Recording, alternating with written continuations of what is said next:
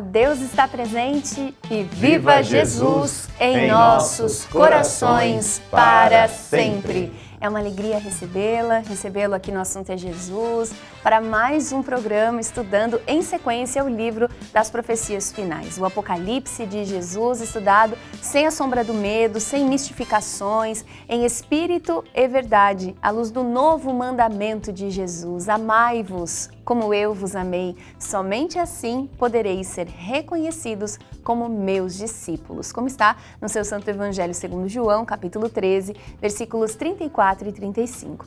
E hoje seguimos estudando juntos a sétima trombeta. É uma alegria recebermos os pregadores ecumênicos da religião de Deus, do Cristo e do Espírito Santo, irmão Eduardo Isaías, irmão Rafael Ramalho, e queremos contar com você que está na audiência do nosso programa, trazendo também seu ponto de vista, suas reflexões, suas dúvidas. Fique à vontade. Aproveite também para envolver o seu nome, os nomes dos seus entes queridos na Sagrada Corrente Ecumênica de Preces do Templo da Boa Vontade. Tudo isso pelo nosso WhatsApp, código 11 99801 1242. E para iniciarmos a nossa reflexão, vamos com a proteção de Jesus. Vamos a esse brado de definição, agora e sempre, pelo Cristo de Deus.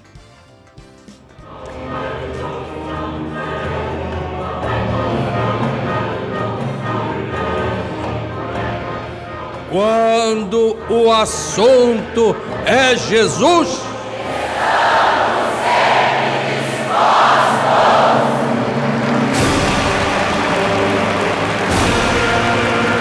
Então estamos sempre dispostos. Como estivemos ontem, estamos hoje aqui e estaremos eternamente.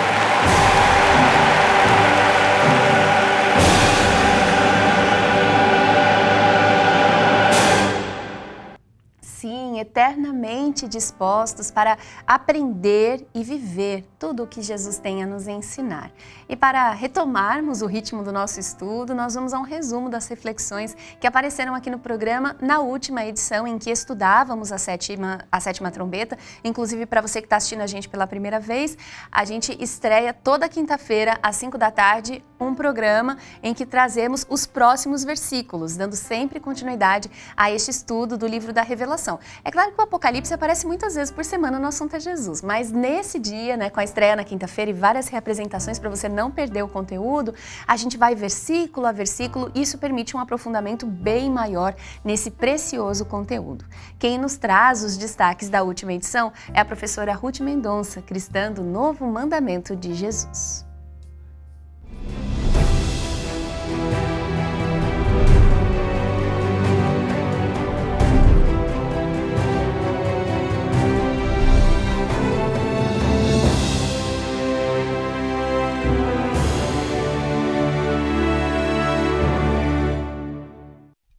Deus está presente e viva Jesus em nossos corações para sempre. Eu sou Ruth Mendonça, aqui de São Paulo, e tenho muito prazer, muita alegria em estar participando da comunicação 100% Jesus, ainda mais quando o assunto é Jesus, para falarmos de ensinamentos tão maravilhosos como Jesus tem para nos dar constantemente. Então, nós estamos estudando o Apocalipse de Jesus. E no último estudo, nós vimos do capítulo 11, versículos do 15 ao 19, a sétima trombeta. E demos um destaque para os 3 primeiros versículos, porque logo no primeiro versículo, no 15, João Evangelista registrou o seguinte: o 7º anjo tocou a trombeta e se ouviram no céu grandes vozes dizendo: o reino do mundo se tornou de nosso Deus e do seu Cristo, e ele reinará pelos séculos dos séculos. Irmão Paiva sempre nos alerta que não estamos sozinhos, que há homem ao leme. Quer dizer, esse que está conduzindo esse navio, esse barco, é Jesus. Nós não estamos abandonados à mercê da sorte do nosso destino. Não, nós temos Jesus ao nosso lado, nos amparando constantemente. E no final dessa viagem maravilhosa que fazemos sob o comando de Jesus, nós veremos o quê? O reino de Deus estabelecido em nós. porque através da fé realizante, através da perseverança, nós vamos vencendo os desafios, porque a maneira mais importante de nós sairmos vencedores é fazermos a nossa parte. A gente vai fazendo a nossa parte, Deus vai fazendo a parte dele, Jesus vai fazendo a parte dele e venceremos todos juntos. E no versículo 16 nós vemos o seguinte: e os 24 anciãos que diante de Deus se encontram sentados nos seus tronos, prostraram-se sobre os seus rostos e o adoraram. Então é isso que nós devemos fazer também, nos prostrarmos, seguimos os exemplos desses 24 anciãos que representam sabedoria e perseverança. Nos prostrarmos diante de Deus, agradecendo por toda a oportunidade que nós temos aqui na Terra. Quantas e quantas vezes nós estamos diante de problemas que parece que não tem solução, não tem saída. Mas não, Jesus está ali do nosso lado, Ele perseverando e confiando em nós, e nós também temos que ser perseverantes e confiarmos na proteção dEle, porque todos os problemas terão soluções. Sim, nós somos o templo de Deus vivo. Então, pela nossa perseverança, pela nossa dedicação, pela nossa fé realizante, nós vamos sentir este reino de Deus estabelecido dentro de nós. Olha que lindo sabermos disso. O reino de Deus está estabelecido dentro de nós, à espera de que nós mereçamos a demonstração desse reino através de momentos felizes, alegres, que nós teremos em nosso dia a dia. Então eu quero convidar a vocês para que nesse momento acompanhem mais uma etapa desse ensinamento, desse estudo tão precioso, que é o Apocalipse de Jesus para os simples de coração.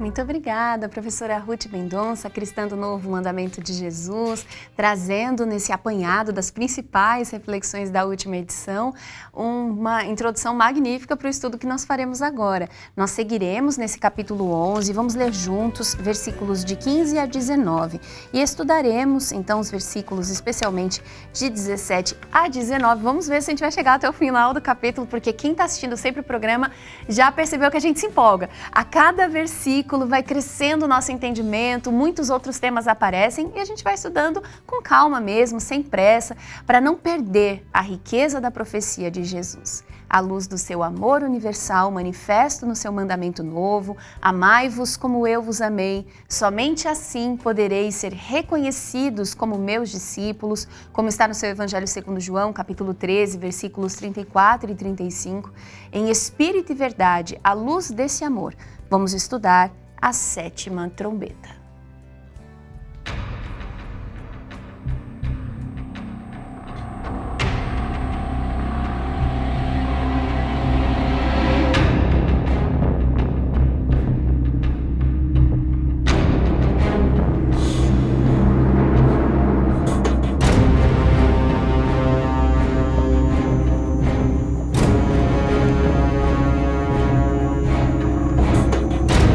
O 7º anjo tocou a trombeta, e se ouviram no céu grandes vozes dizendo: o reino do mundo se tornou de nosso Deus e do seu Cristo, e ele reinará pelos séculos dos séculos.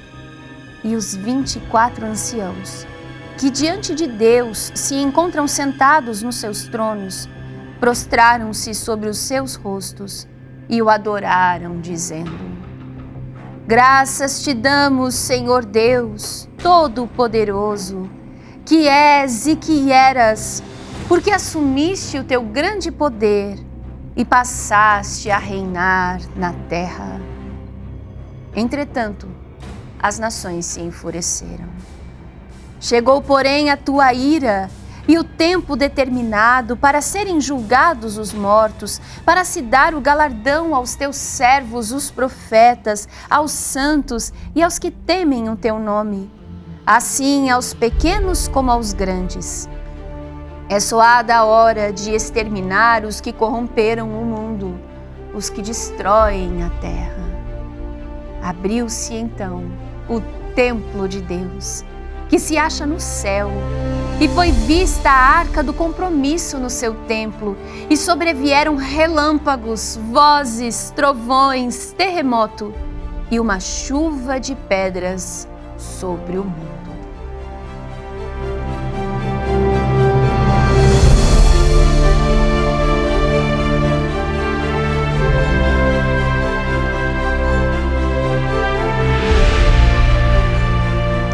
Embora seja uma imagem muito forte, né, e com alertas severos, porque o Apocalipse é sempre assim, é carta de amigo, é a carta de Jesus para nós, não há o que temer. Nós temos falado sobre isso, né? Toda a linguagem simbólica vem para chamar a nossa atenção para as graves transformações de grande impacto, né, para os seres espirituais e humanos que se darão neste planeta, que não é a casa da mãe Joana, que não está jogado no universo, e onde impera a autoridade dos céus, né? Mas ninguém precisa imaginar que aqui esteja sendo anunciado o extermínio literal de quem quer que seja.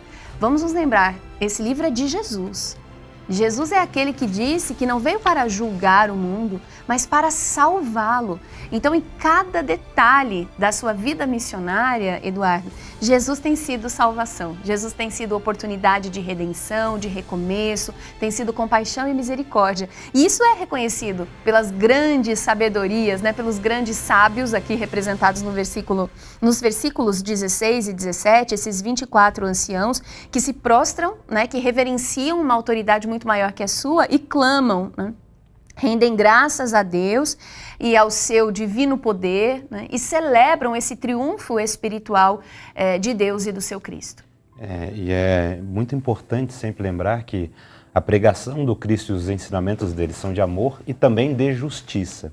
O Cristo veio com um propósito muito claro de salvar, justamente mostrando e dando autonomia às pessoas a partir do conhecimento sobre si próprias, sobre como funcionam as leis, de que maneira nós estamos sendo desenvolvidos a partir das reencarnações sucessivas e como nós devemos aprender com cada momento aqui na Terra para que a gente possa, aprendendo, também não voltar a cometer os mesmos erros. É interessante porque aqui esses 24 anciãos, que já a irmã Ruth já lembrava, representam essa sabedoria, essa autoridade de conhecimento e também de perseverança, de muita luta, porque por mais que sejam sábios, não são arrogantes, que essa é a diferença crucial nessa maneira como eles se colocam, tanto que eles se prostram diante de Deus, mostrando que, inclusive, a autoridade é autoridade. E quem a detém maior do que qualquer pessoa, qualquer indivíduo, qualquer espírito no mundo e no universo é o Pai Celestial e Jesus, por consequência, aqui na Terra,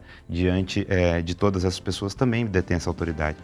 Então, esse reino de Deus se estabelecendo na Terra, esse reconhecimento da autoridade de Deus, né? Tudo é de Deus, do Cristo, tudo vem de Deus, só que a gente vive muitas vezes ignorando essa realidade. Sim. A gente acha que o mundo é nosso, a gente acha que os recursos naturais são nossos, a gente age com uma pretensão, né? Com coisa que a gente inclusive nem compreende, né? A começar pelo nosso próprio corpo ou pelas dinâmicas sociais do ponto de vista espiritual. Então acho que esse ponto é muito importante que você trouxe, Eduardo. É uma ilusão, né? É a gente imaginar, né, que Deus esteja ausente ou que o mundo seja, como a gente diz às vezes, né, dos espertos, né, ou deste ou daquele que ambiciona esses aparentes poderes que a gente usufrui aqui. E é curioso pensar nisso, né, nesse momento em que a profecia marca, Rafael, Deus assume o seu grande poder e passa a reinar na Terra. O tempo todo ele já estivera na condução dos fatos, mas agora quem vive na Terra consegue reconhecer isso, consegue perceber o seu pertencimento também em relação a Deus. Eu me lembro que no ano da inauguração do Templo da Boa Vontade, no dia 30, o templo foi inaugurado no dia 21 de outubro, né? E no dia 30 de dezembro, o irmão Paiva, ele fez de 89, né? De 1989, isso. O irmão Paiva fez uma proclamação que tem muito a ver com o fato que está sendo trazido aqui. Inclusive, ele leu essa passagem durante essa proclamação, que é a proclamação do Cristo Ecumênico Divino Estadista. porque é exatamente quando se leva ao público o reconhecimento a partir da visão ecumênica do Cristo, que fala a todos, a partir da necessidade que todos nós temos, pelo menos, de amar e ser amado, né? Que é essa grande necessidade da humanidade. É o que Jesus veio fazer na prática na humanidade, mostrando também o valor de sua justiça. E trazer esse exemplo como um fato social, como um fato político, como um fato espiritual, acima de tudo, influenciando todas essas áreas dos seres humanos, faz com que o reino do mundo, que parecia ser dominado por uma lógica de poder destruidora, passe a ser reconhecidamente de Deus e do seu Cristo. Então, quem passa a reinar é o Cristo, mostrando a sua influência pragmática nas decisões humanas. E a diferença é tão gritante entre essas duas lógicas que, quando isso é anunciado, né, o ser humano ele se enche de fúria, como está aqui, né? As nações se enfureceram, de tanto não reconhecer que esse é um caminho de paz. Né? O caminho de Deus, do Cristo, do Espírito Santo, é um caminho de paz. Inclusive, quando o irmão Paiva levou à ONU o novo mandamento de Jesus, ele intitulou dessa forma, né? Uma palavra de paz.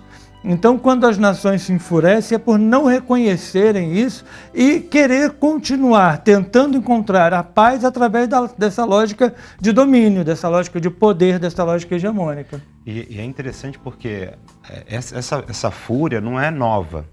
O Cristo, quando vem em sua primeira vinda visível ao planeta Terra, ele é crucificado por conta dessa fúria, que não se estabelece porque existia um outro movimento de ódio contrário a você, mas porque justamente as pessoas se encantavam e seguiam naturalmente Jesus por aquilo que ele ensinava e por aquilo que era um reconhecimento natural dessa autoridade que ele possuía. E, é claro, para muitas daquelas estruturas religiosas e políticas, incomodou. Da mesma forma, eu acho que o retrato se constrói novamente. As pessoas vão naturalmente reconhecendo o poder, a autoridade de Jesus, porém, se esse poder, essa autoridade é dada ao Cristo de Deus, outros acham que perderam aquilo que acham que possuíam. Mas a gente pode conversar depois, no próximo bloco. Porque o tempo acabou, Exatamente. né? Desse aqui. Mas a gente vai falar disso com certeza, inclusive percebendo, né, que a influência espiritual de Jesus, ela é muito mais abrangente do que a gente costuma imaginar. Muitas vezes a gente acha que Jesus ele se manifesta no território da religião e até assim, de algumas tradições religiosas. Nós aqui na religião de Deus, do Cristo e do Espírito Santo, pensamos de uma forma diferente. Para nós, Jesus se manifesta em todas as almas vocacionadas ao bem. Jesus está o tempo todo se comunicando com a humanidade por meio de gestos solidários das pessoas de todas as religiões, das diversas linguagens científicas, das diversas escolas filosóficas. Quantos idealistas da paz são emissários de Jesus neste momento, em ambientes que a gente nem imagina? E essas pessoas não precisam necessariamente se considerarem cristãs. No nosso entendimento, elas estão a serviço do Cristo porque elas estão a serviço desse projeto de paz, dessa construção de paz que o Cristo vem fazendo desde que o mundo é mundo. Então, o Cristo exercendo a sua autoridade espiritual na Terra não tem nada a ver com as disputas históricas, inclusive teocráticas, das pessoas que, ocupando certos espaços e até certos cenários das instituições religiosas, disputaram poderes por tronos, por mercados, por territórios. Não é isso. O Apocalipse fala com a gente de uma história nova, em que todos nós estamos iluminados, transformados, inspirados pela autoridade do amor de Deus. É realmente uma outra natureza de convivência social e exercício político. E para continuar estudando o versículo 18, nós vamos ao segundo volume das Sagradas Diretrizes Espirituais da Religião de Deus, do Cristo e do Espírito Santo. Na página 53, o irmão Paiva transcreve esse versículo. Entretanto, as nações se enfureceram. Chegou, porém, a tua ira e o tempo determinado para serem julgados os mortos. O versículo continua, o irmão Paiva para aqui para nos trazer um esclarecimento. Eis aqui o fim dos tempos. No Evangelho, Jesus, no sermão escatológico, ou do fim dos tempos, também fala no julgamento de vivos e mortos, se bem que ninguém morre. Continuamos todos vivos no plano espiritual. Se a vida só existisse na carne, ninguém restaria após o túmulo para ser julgado. Ademais, Jesus ensinou que a carne para nada serve, o espírito é que vivifica. Na casa de meu Pai há muitas moradas. Evangelho do Cristo, segundo João, capítulo 6, versículo 63 e capítulo 14, versículo 2. E continua o autor. Dizia Zarur: Deus não nos criou para nos matar. E volta o irmão Paiva. E prosseguindo com o versículo 18 do capítulo 11 do Apocalipse Redentor, para se dar o galardão aos teus servos, os profetas, aos santos e aos que temem o teu nome, assim aos pequenos como aos grandes. É soada a hora de exterminar os que corromperam o mundo, os que destroem a terra. Então ele comenta: diante disso, os anjos das 7 trombetas, quando as tocam, não o fazem aleatoriamente. Estão externando o que os 7 selos, Apocalipse, capítulos 6 e 8, revelam acerca do nosso sentimento, expresso na partitura musical que, com as nossas atitudes, compusemos. Nós é que produzimos a trágica ou bela melodia que os anjos executarão. Logo, extinguindo os erros que estão dentro da pessoa, acaba-se com o mal que está no íntimo de cada um. Mas isso apenas se consegue com a palavra de Deus, que é amor. E nessa página, o irmão Paiva traz a grande resposta para o impasse que se põe quando a gente entra, humanidade, tão infeliz ainda, nessas disputas de poder. E a gente quer consertar o outro, e a gente quer mostrar que o outro é isso, é aquilo, é culpado, é não sei o quê, é o injusto. E aí ele está mostrando, bom, a chave Jesus já nos deu, Eduardo, é o esclarecimento, é pelo amor, é pela oportunidade de redenção. É assim que a humanidade vai se transformar. Então o projeto do Apocalipse não é um projeto de extermínio, e sim de transformação para melhor das nossas consciências. E o que está anunciado aqui é que nós muitas vezes duvidamos do poder da paz. Diante de um exercício sincero de paz, né? Às vezes o amigo falando uma coisa que é difícil de ouvir, mas é necessária, né? Muitas vezes a gente se enfurece, como essas nações se enfureceram aqui, né? E se enfureceram pelas coisas erradas. Na verdade, a fúria deveria se dar pelas escolhas que fizemos, e aí falando em termos pessoais, que foram equivocadas, que não foram as corretas. Porque não adianta você se enfurecer contra a justiça quando você está sendo julgado. Você deveria, sim, olhar para si mesmo e falar, bom, eu é que deveria ter feito corretamente com o conhecimento que me foi dado. De fato, é muito que você vê no mundo, das pessoas se enfureceram quando elas são o foco da questão. Falam, não, mas e você? E o seu erro? E como é que você está? E muitas vezes a gente se enfurece contra a nossa própria consciência, quando alguém, já falamos aqui, quando alguém vem nos chamar a atenção.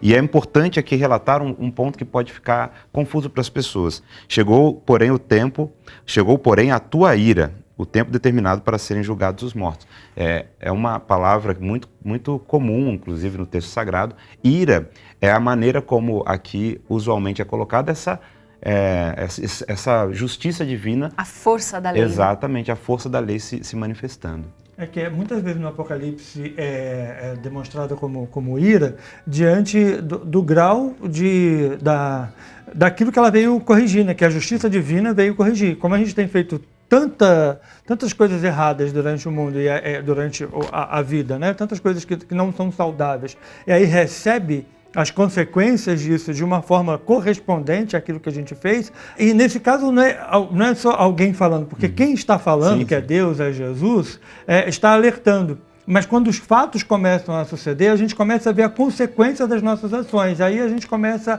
a achar que aquilo é demais, né? É a ira de Deus. Só que aí, se a gente souber que a gente está lidando com essas consequências, algo muito fantástico acontece, que muda as causas, cessados são os efeitos, como ensina o saudoso proclamador da religião do terceiro milênio, o irmão Osiris Zarur. E eu achei muito interessante essa questão da ira e o tempo para ser julgado os mortos, que o irmão Paiva trouxe aqui nessa leitura, porque até entender isso, eu pensava assim, para que julgar os mortos, se já estão mortos? né? É julgar o passado, é julgar a história. E aí, quando ele fala que, na verdade, esses mortos eles estão vivos e pela lei universal das reencarnações, as nações também reencarnam, esse julgamento significa também o fato de que o que vai suceder adiante é resultado das nossas ações agora, né? É resultado do presente eterno que é a nossa vida. E não há aquele que escape dessa definição divina, que é chamada de julgamento, né? É uma definição acerca de até onde eu posso ir, até onde eu fui e o que eu vou receber em troca disso. E até mostra como no outro lado da vida também está contando, né? Porque senão parece, não, só o que eu fiz durante reencarnado que conta para minha melhoria, porque muitos espíritos, por exemplo, neste momento, infelizmente se encontram em regiões umbralinas, mas não estão lá para sofrer apenas punição, aquilo que falávamos, a ira de Deus, agora vocês vão pagar eternamente. Não, eles estão lá para aprender. Então esse julgamento também está se dando lá nesse momento, de muitas pessoas que inclusive, lá nesses lugares difíceis de melhoria, até mesmo da visão pessoal se estabelecendo, elas também estão se soerguendo, estão se melhorando e indo para regiões muito melhores. Então essa dinâmica do julgamento também precisa ser sempre colocada em pauta, né? Porque senão a gente acha que parou tudo agora sim, a coisa que agora eu vou mostrar para vocês o que vocês fizeram de bom ou ruim. Não, a todo tempo, né? E tem um conforto muito grande saber que esse julgamento é dinâmico, está acontecendo o tempo todo. Porque o versículo 18 também nos fala, a gente vai para o intervalo pensando sobre isso, desse tempo que se cumpre para dar o galardão aos servos de Deus, aos seus profetas, aos santos, aos que temem o seu nome, assim aos pequenos e aos grandes, quer dizer, a todos é concedido esse bom resultado também da sua boa semeadura. Eu acho que isso nos ajuda a entender a importância da perseverança no bem, a importância de não jogar a toalha, né? E a importância também eu acho que todo esse debate sobre justiça divina nos coloca no nosso lugar. Nos mostra que nenhum de nós tem a menor condição de fazer o julgamento ou muito menos a condenação moral de quem quer que seja, mas que todos precisamos nos empenhar na análise da nossa consciência para saber se nós estamos nos santificando, se nós estamos agindo com a bondade que Deus nos inspira, para que esse galardão também seja merecido por nós, né? E a gente recebeu uma pergunta muito interessante do nosso irmão João Batista, de Bom Despacho, Minas Gerais, a respeito do que poderia ser esse galardão que está sendo anunciado, né, aos profetas, aos santos, aqueles que perseveram na bondade de Deus.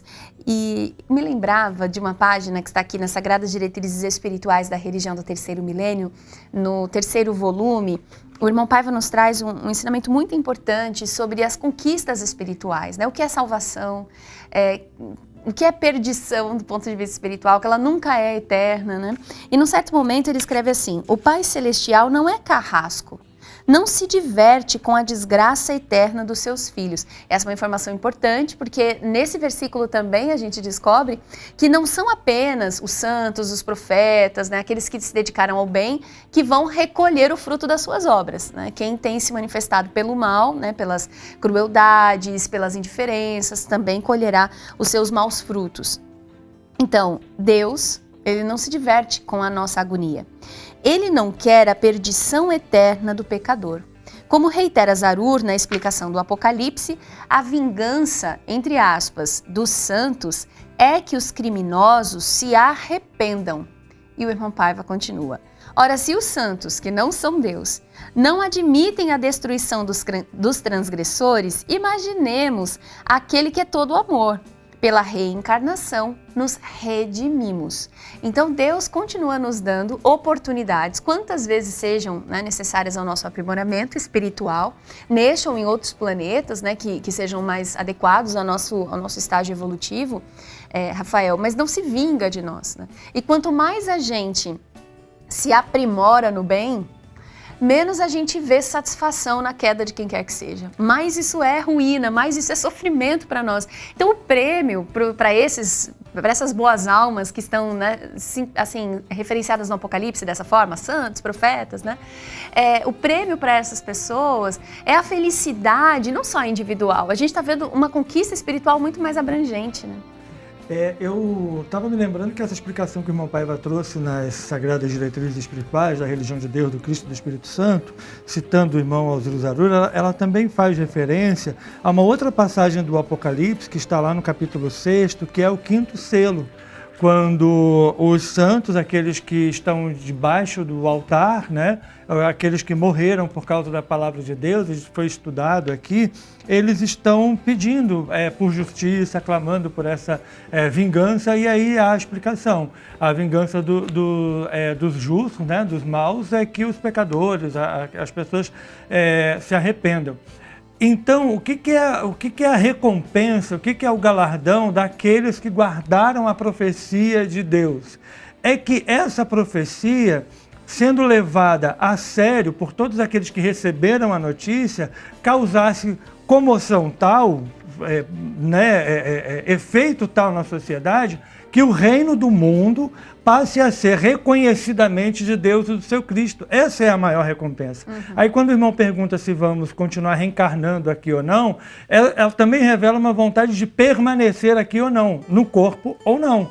Porque aí Jesus, quando fala do julgamento dos mortos, está falando, como Isaías falou antes, ele está considerando também os espíritos, aqueles que não dependem, não precisam mais do corpo para estar aqui presente. Esses também receberão essa recompensa. Dentro daquele espírito, quando o irmão Paiva fala da sociedade solidária altruística ecumênica, fala que quando todos saem ganhando, né? Quando o que a gente fizer faz para todos, né? Na sociedade solidária altruística ecumênica. Então essa é a recompensa, esse é o galardão. E uma coisa que me comove muito é que o Templo da Boa Vontade, a sede espiritual da religião de Deus, do Cristo e do Espírito Santo, ele foi construído de uma forma para ter essa abrangência universalista que ele executa, né? No nosso tempo histórico. Ali a gente já sente pessoas das diversas tradições religiosas, espirituais, escolas científicas, filosóficas, se encontram em igualdade, se sentem em paz, acolhidas, e isso reforça, né, esse sinal de Jesus permanente, né, que é o seu empenho pela salvação da humanidade inteira. Ele não tem preferidos e esquecidos, né? Então é o grande milagre espiritual que inclusive está aqui colocado no versículo 19, né? Abriu-se então o templo de Deus que se acha no céu e foi vista a arca do compromisso no seu templo. Esse compromisso de amor, compromisso de paz, é uma aliança de almas. Pode falar, Rafael, o Eduardo deixa. Rapidinho. É que eu me lembrei da definição que a gente ouviu agora, né, da religião de Deus, do Cristo e do Espírito Santo, né, que é todo esse conhecimento humano e espiritual, né, a serviço dos povos. Então, o Templo da Boa Vontade é trazer, disponibilizar para a humanidade toda esse conhecimento a partir da nossa ligação com Deus. Sim, tem muitas coisas para dizer. Sim. Eu acho que a primeira questão, inclusive voltando à pergunta que foi colocada, é que havia uma certa frustração diante daqueles que viram, principalmente os profetas, esses que estão nas Escrituras, que trabalharam, fizeram um esforço tremendo e que, do ponto de vista material, ficou aquela frustração do tipo, nossa, mas olha aí, eles morreram, né? Então eles não receberam aquilo que eles julgavam ser o prêmio, ou mesmo não viram aquilo que eles mesmos anunciavam. Então eles voltam enquanto mortos, entre aspas, né? Ou seja, redivivos, porque sempre estiveram vivos, justamente para mostrar, olha, nenhum servo de Deus tenha tido o seu galardão recolhido ou merecido há milênios, ou hoje ficará sem o divino pagamento, ou seja, essa retribuição dos seus próprios trabalhos e a capacidade de ver o fruto disso, porque esse novo céu e nova terra não acontece por quem está aqui hoje, mas é trabalho desde o primeiro indivíduo, o primeiro ser humano, o primeiro espírito que pisou na terra, já fazendo o bem, já construiu. E deixa eu aproveitar a sua deixa, não esquece, você vai falar da sequência, porque a gente teve a participação aqui do irmão Rosiel dos Santos a respeito desse tópico. Ele fala, o irmão Paiva esclarece que o prêmio desses perseverantes é o próprio Jesus. Sim. É a aprovação do Cristo de Deus, é conhecer em profundidade todos esses chamados mistérios espirituais e sentir no coração essa proteção permanente do Cristo. Obrigada, irmão Rosiel, pela participação. Porque há uma coisa que é muito importante dizer, você destacava a questão do Templo da Boa Vontade, muitas pessoas que chegam ao Templo da Boa Vontade e que muitas vezes advinda de diversos lugares do mundo, elas se sentem orgulhosas e, acima de tudo, retribuídas no esforço e na crença que sempre tiveram, porque elas começam a perceber o seguinte: nossa, então tudo que eu sempre acreditei não era uma utopia. Aqui tem um lugar que comprova isso. E eu não falo isso de cabeça, você vê muitos relatos, muitos depoimentos falando: nossa, é incrível ver um lugar que edifica tudo aquilo que eu sempre acreditei. Pessoas de histórias e tradições diferentes falando então, isso. muitos galardões são entregues neste momento. Não porque seja o fim, acabou, pronto. Acabou a luta. Já era. Mas porque ali há a crença, o conhecimento, ou a reflexão de que, olha, eu não estou remando sozinho ou sozinha, não existe, não é em vão o trabalho, a luta. Haverá mundo melhor para todos. Até porque quando a gente fala de um novo céu e nova terra, não é que acabou tudo. Então nós estamos no ponto máximo do nosso desenvolvimento. Não, ainda há muito a ser feito. E inclusive essa pergunta é interessante porque ela ainda retoma a questão da reencarnação. E não há nada mais glorioso do que recebermos chance de Jesus. É porque é sinal de que Ele acredita na gente. Não apenas para o crescimento, para que a gente possa demonstrar novas formas de agir, mas acima de tudo porque, olha, nós temos como contribuir nesse mundo, que é dele.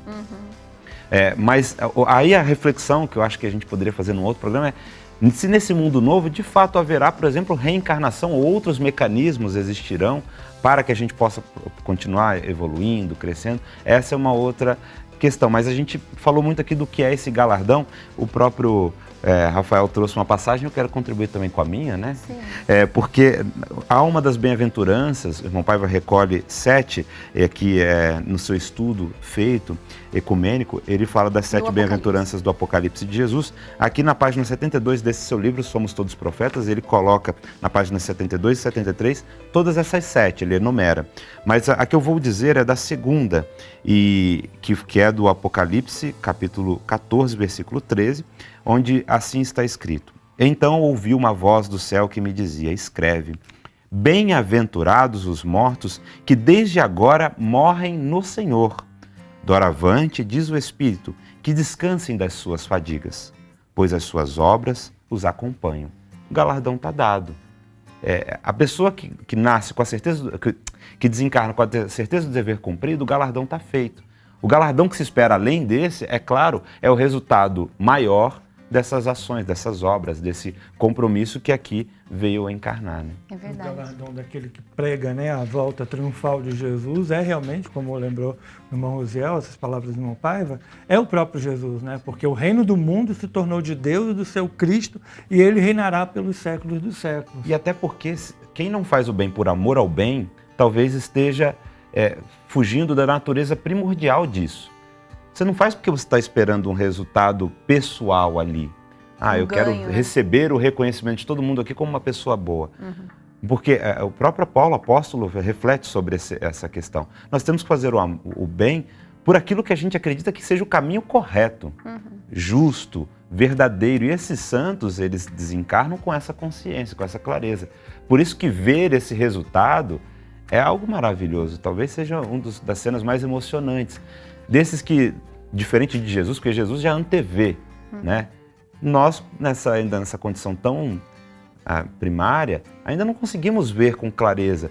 Mas quando virmos, você fala: olha, então não foi em vão, aquilo que eu sofri. Muitos até falavam: você está perdendo tempo, está aqui, está feito, está construído. É o resultado dessas obras, né?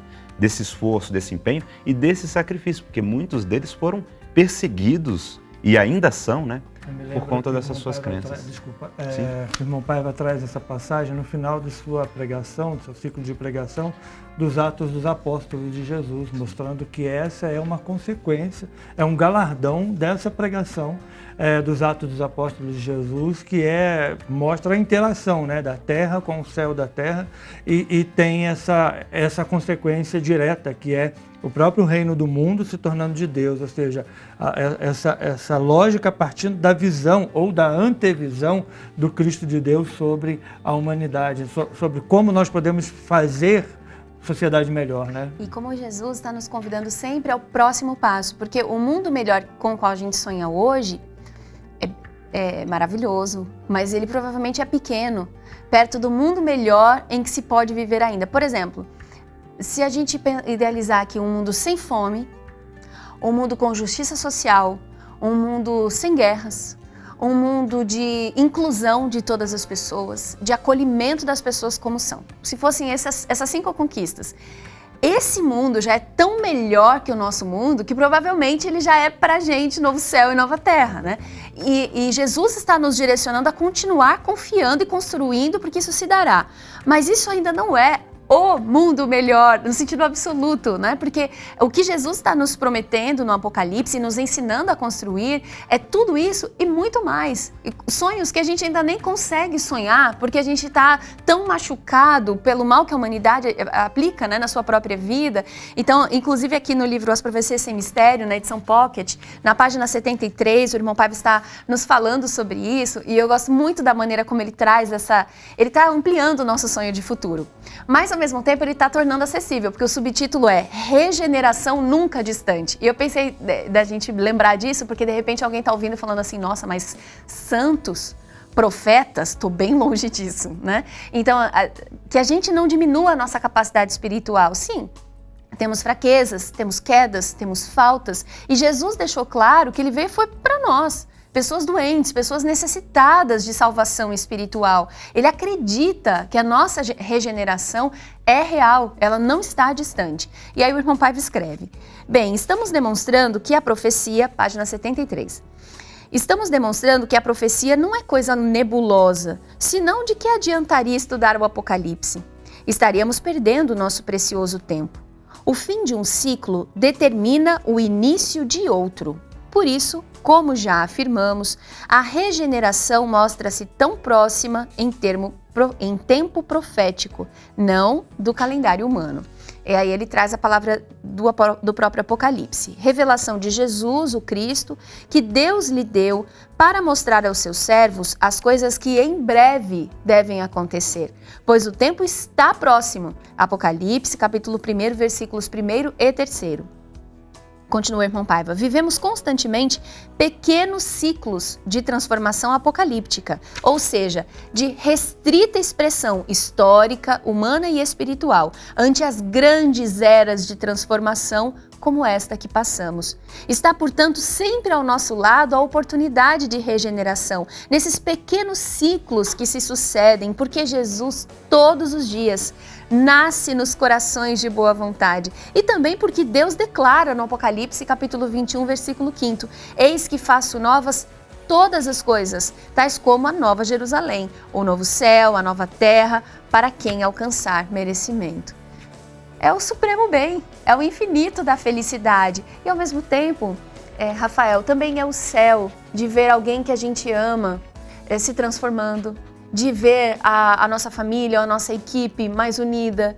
Quer dizer, é o grande céu transformado, é a grande tribulação sendo vencida, mas também são os pequenos ciclos, as pequenas tribulações que só quem vive sabe como são difíceis, mas elas já são esse ciclo se cumprindo e a nossa redenção se constituindo, né?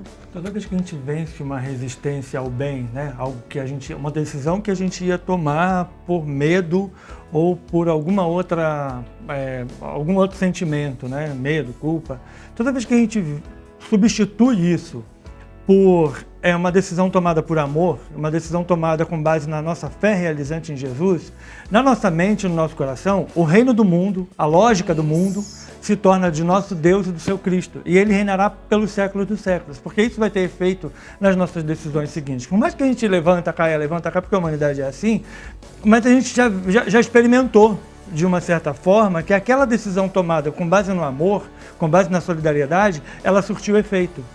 E o momento que a gente quiser voltar a decidir dessa forma, a gente vai conseguir. Só que o tempo que a gente passa longe disso é o tempo da fúria, é o tempo do sofrimento, é o tempo da violência, né? Exato. E é muito importante, porque o próprio irmão Paiva traz esses ciclos, porque senão a gente fica muito esperando um momento distante demais, até mesmo para termos proféticos, enquanto na verdade muitas coisas se transformaram, estão se transformando, então há um processo de desenvolvimento, embora não pareça. E é por isso que esses ciclos vão se repetindo, vão acontecendo, até para que a gente possa entender. O Apocalipse ele vem e se concretiza e volta a trazer outros processos regenerativos. Há um ponto aqui, eu acho que até para a gente poder trazer para essa conversa. Abriu-se então o templo de Deus que se acha no céu e foi vista a arca do compromisso no seu templo. É engraçado que a arca da aliança existia lá no tempo de Moisés. Ela foi perdida depois, né? Já não encontraram mais essa arca da aliança. E até o próprio profeta Isaías vai falar que os seres humanos, eles destruíram essa aliança, quebraram essa aliança, porque quebraram a confiança, não apenas nossa em Deus, mas de Deus para conosco. Porque toda a preciosidade que nos foi confiada, a gente simplesmente usou como quis e muito longe daquilo que era o objetivo principal.